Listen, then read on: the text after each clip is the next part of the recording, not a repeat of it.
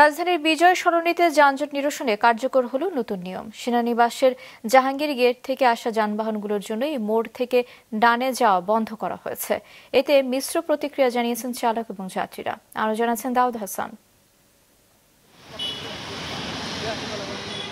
রাজধানীর বিজয় সরণি যানজট ঢাকাবাসীর দীর্ঘদিনের ভোগান্তির নাম। এ থেকে নগরবাসীকে কিছুটা স্বস্তি দিতে সিগন্যালে আনা হয়েছে পরিবর্তন।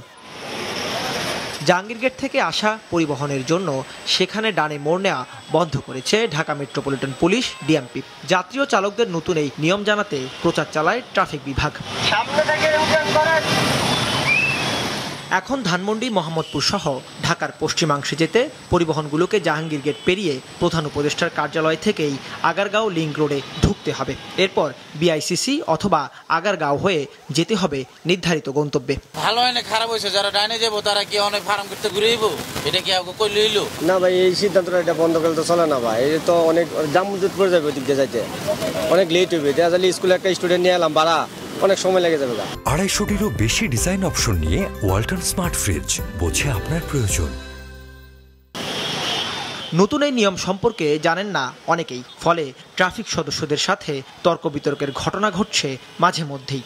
চলাচলকারীরা বলছেন এই নিয়মে অভ্যস্ত হতে কিছুদিন সময় লাগবে। সুফল আসবে কিন্তু একটু সময় লাগবে মনে হয়, কারণ আমরা অভ্যস্ত হইতে তো একটু সময় লাগে। অনেক ইউটার্ন গুলো আপনার আটকানো রাখছে, কিন্তু এই বিজয় সরণিটা যদি খোলা রাখলে তাহলে আমাদের জন্য, সবার জন্য আর কি ভালো। ঢাকা মেট্রোপলিটন পুলিশ জানায় এটি পরীক্ষামূলকভাবে শুরু করা হয়েছে।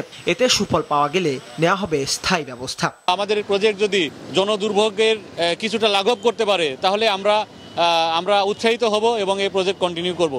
কিন্তু এটি যদি এই প্রজেক্টটা যদি আমরা পজিটিভ ফিডব্যাক না পাই বা জনদুর্ভোগ কমাতে কোনোভাবে যদি সমর্থন না হয়, সেক্ষেত্রে আগের অবস্থায় আমরা নিয়ে যাব।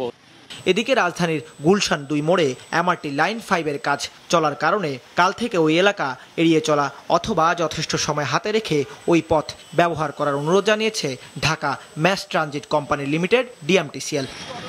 দাউদ হাসান, মাছরাঙা সংবাদ, ঢাকা।